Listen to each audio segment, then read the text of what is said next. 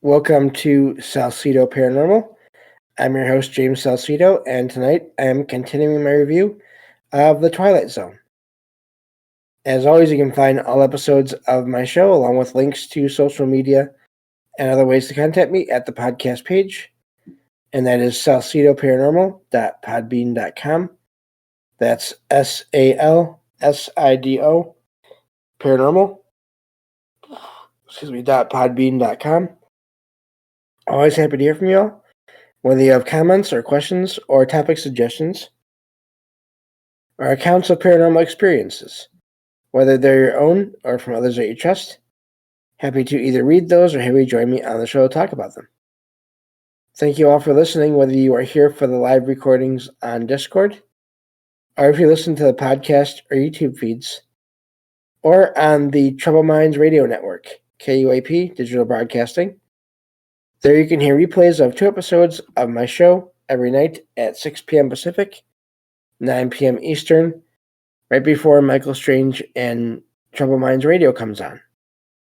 And as always, I want to thank Michael Strange for having me on the network and putting all my shows up there. If you'd like to support my show, there's a few different ways to do that. You can always share the show with others and rate and review it on your favorite podcast platforms. You can find books I've written over on Amazon, including paranormal fiction and nonfiction, including my most recent release, Salsido Paranormal Experiences. You can sign up for the Patreon page and get extra content that has already been posted there, as well as whatever I'm able to post in the future. Or you can just make one-time donations through PayPal. Support is never expected, but especially these days, always appreciated, as there are expenses in making these shows, from equipment to research materials to travel expenses in some cases. And so yeah, I think that takes care of everything. Also, a quick note, I will at some point, once I get it, I'm sure that'll be within the next month or so at the latest, I will be doing a show, a review of probably both. I'll probably do a review of the first Beetlejuice movie, and then also a review of the second one, the new one that just came out. That will be happening at some point. And I was thinking about going to the theaters, but with my eyes and ears being so sensitive, I decided that might not be a good idea. So waiting until I can get it on DVD probably. So anyway, getting on to this Twilight Zone review here.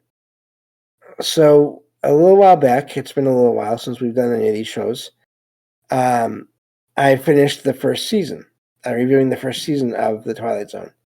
And that was a lot of fun, and I'm looking forward to getting back into this whenever I can, and eventually finishing the whole series. There's 5 seasons, and we're on season 2 now, so still have a ways to go, but we've come a good ways as well. This episode here that I'm going to be talking about is called King 9 Will Not Return. And so let me get to the I'm using website here for the to help out with the show here, summary and everything. So this show is about it takes place in World War II, and there's a bomber jet plane, I guess you call it, called the King 9. And it has crashed in the desert somewhere.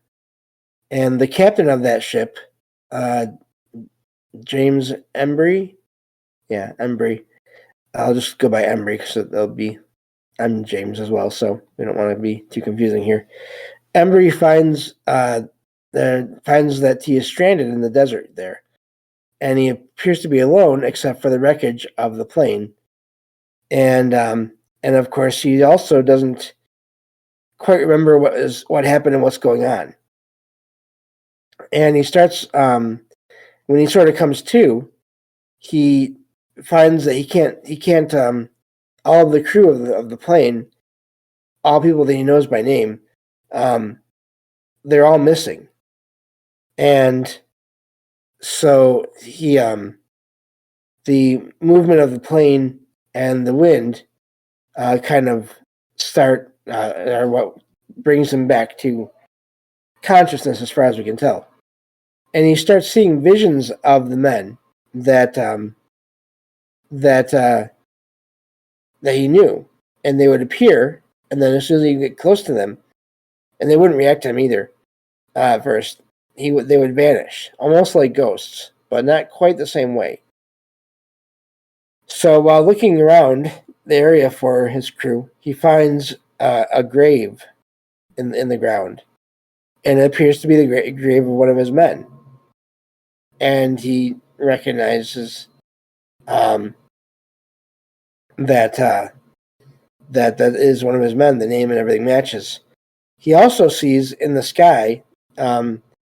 He hears and then sees a group of jets fly over him, and they. But it doesn't make sense because these jets are from years after the war ended, and after this crash happened. Now, that's sort of a hint as to what's going on here. He doesn't know what's going on because he doesn't understand how he knows about these jets and knows what kinds of jets they are, even though everything around him tells him he is in 1943 when this happened. So he is becoming increasingly just concerned and confused about what's happening. He ends up collapsing in the sand, and everything fades, and it shows him in a hospital, and he's been suffering from hallucinations. And this is 17 years. It's been going on for many years after the crash happened, and so he's in a military hospital, and these two doctors that are there try to figure out what's going on, but they figure he'll be okay in time. And they find a newspaper that apparently he had seen as well that may have triggered all this. And the paper reported the discovery of that long lost bomber plane, the King 9, which hadn't returned to base back in 1943. And so let's see here. So of course, Embry had come. It turns out Embry had come down with a fever just before he was supposed to go on that flight. So that's where he learned he was never on that crew. And that is why he was seeing all those images of all those people that were on the flight that died around him. And of course, at the start of the show, you think that he was there with them, but it turns out he wasn't. And another captain took his place for that mission. And so he's been experiencing, since he saw this paper, and since before that, really, a form of survivor guilt, which has been extremely intense and caused him to imagine himself at the crash site. So the show is nearly done here. This episode of the Twilight Zone. The doctors tell Embry he's fine, but he has these memories in his mind of being at the crash site, and they tell him it was only in his mind. And of course, he accepts that when they tell him that. Meanwhile, when a nurse that has been handling his clothes because he's in the hospital, when she's bringing them to him and to his room for storage, when she's handling these clothes, when she turns one of his shoes on its side, sand comes out of the shoe.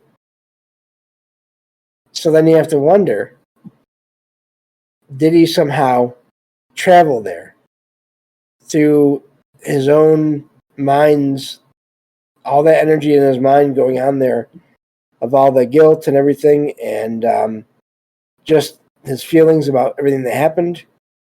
Did he somehow teleport there for a time and then come back, and then, of course, was hospitalized? Because otherwise, how did the sand get there? So it really is, the episode is, as all these episodes that I've seen so far and heard so far, as all these shows, the Twilight Zone shows, it's really well done. And it was, I knew something was going on, but I didn't realize what it was till near the end. So I thought that was a really good episode there. It was done really well. And yeah, it does. We do hear reports of people seeming to be in either two places at once or just vanishing and then reappearing. And so that is sort of the connection to, as I always try to find with these shows, these when I do these reviews, that is the connection between that fictional TV show and reports of actual experiences.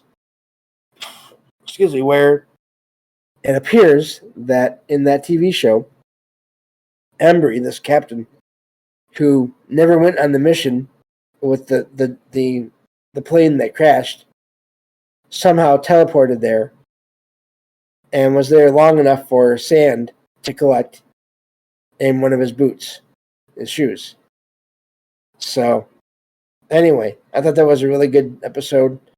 Yeah, it just, there are reports of that. I mean, I've seen my own cat appear to teleport a few times over the years. So I don't doubt that that's possible. Obviously, it doesn't happen all the time everywhere, just nonstop, but there are reports of it happening. So yeah, that's it for that episode here. I can move on to the next one. And this next episode here is episode 2 of season 2. Forgot to mention that for the last episode there I just talked about. So this is season 2, episode 2. And it's called The Man in the Bottle. So this is about a poor older woman that visits a castle. And it's, let me see here. I'm sorry, not a castle. A man named Arthur Castle, who is an antiques dealer, who is not doing so well with that career.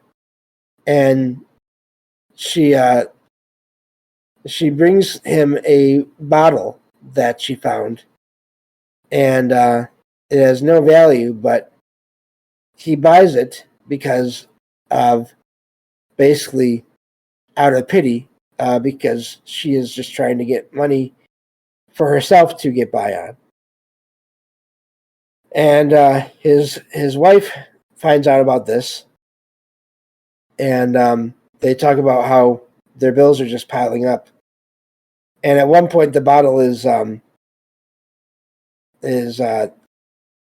bumped into and knocked over, and a bunch of smoke really comes out of it. And it turns out there is a genie in this bottle, and he offers 4 wishes to Arthur and his wife, so the Castles. And so they use their first wish after they've sort of are in disbelief that this could be real. They use their first wish to repair a broken glass cabinet door or display. This is how they sort of get proof that this genie is what he says he is. And so from there, they start to try to figure out what to do next. And they, for their second wish, they ask for $1 million in actual cash. And so they receive it. It literally just starts falling down from the space in the middle of the room below the ceiling. And they're so happy, and they figure they're all set now for life. And they even give tens and thousands of it away to their friends as well. And of course, at this point, someone from the IRS shows up and presents the Castles with a tax bill that leaves them with only $5 left once they pay it. So this is a story. This is a TV show. So keep that in mind. It's all about story. It's all about whatever's the point of the story there. So maybe not everyone would do things in that way. But the point is, even after they get the money, it doesn't really solve their problems. So I lost my spot. Okay, there we go. The genie warns them at this point, after they're really not happy with everything that's happened so far, that every wish has consequences, and that they should think about this and think carefully before they make their next one. So Arthur decides that he wants to be in a position of power and wants to rule a country, and wants to be a leader of a country, and one that cannot be voted out of office. And he wants it to be a modern and powerful country. Again, a lot of the episodes of the show, this TV series, they go back to, they reference World War II, because at this point, it came out, and this TV series started in 1959. So it's not that long after all of those horrors have ended. But so he asks to be a ruler of a country, a powerful country. And he is, the world sort of fades, and he shows up again on the screen, and he finds that he has been somehow transferred into, possibly, or taking the place of the leader of the country of Germany during the days of World War II. And he's hiding in a bunker, and is about basically about to die. So at this point, he still has the bottle; it's still nearby, and to avoid basically being killed, he wishes to be returned to his old life, and basically wishes that none of everything that had happened so far, because of the wishes, he wishes everything had just returned to the way it was before the genie showed up. And this is, of course, his last of his free wishes, or those 4 wishes. And so he ends up back in his shop with his wife, and he throws the bottle on the floor because he never wants to use it again. And his final wish is granted, and so yeah, he's back in his shop and everything, as the bottle shatters on the floor. And he and his wife are have no evidence that anything ever happened except the repaired cabinet. And as the show is ending, it's you realize not everything is back to the way it was before the genie showed up, until Arthur accidentally lets a broom, I believe, yeah, it's a broom, the handle of a broom fall, and it hits this cabinet, the glass of this cabinet, and breaks it again. So that literally everything is physically as it was before the arrival of the genie. And so, he and his wife are, even though everything is terrible in the way, they're still broke and have tons of bills. They're relieved because at least now this is what they're used to, and there's no magic involved. And to put it that way, simply. So he and of course there's still the pieces of the bottle, and so he takes the pieces of the bottle and puts them into a trash can outside. And of course, as Rod Serling is giving his last bit of narration to the show, the pieces of the bottle go back together again, and it reforms. Because, again, there is something in it. There is a genie in it, waiting for someone to pick it up, and to do more magic, cause more chaos, probably. So, anyway, that's that episode. It was again. I really haven't found an episode of this show so far that I haven't liked at least a little bit, and this one I did like quite a bit because a lot of times in fiction, from what I've seen over the years and read, when you have a genie involved in a story, when you have some being that will grant wishes, and it's either very comedic, very very light tone, or things go well, and I don't know, it's not too often taken to the extremes that this episode was. Again, having the references to World War II and everything, and all of that, having the main character literally be changed into the leader of a country at the time that is under a lot of pressure because of things that they've done, leaders there have done.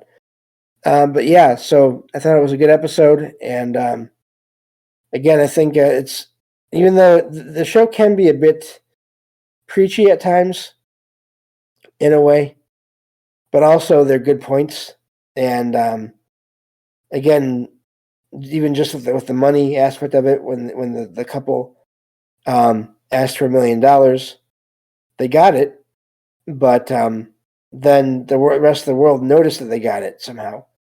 I'm guessing it was through the giving the money to all their friends, and the friends suddenly having a bunch of money, and then it being traced back to them.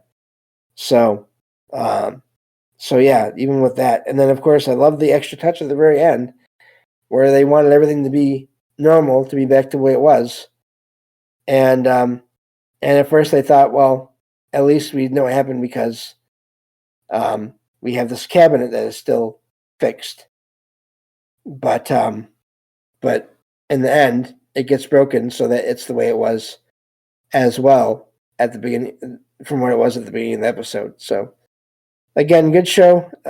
Hopefully you all are enjoying these review shows. It's not easy to summarize these things without leaving out important details in a way, or going into too much detail. It's always tricky, I think, but it's always fun. Yeah, that's all the time we have for this episode. Thank you all for listening, and I will talk to you again next time on Salsidoparanormal. Take care.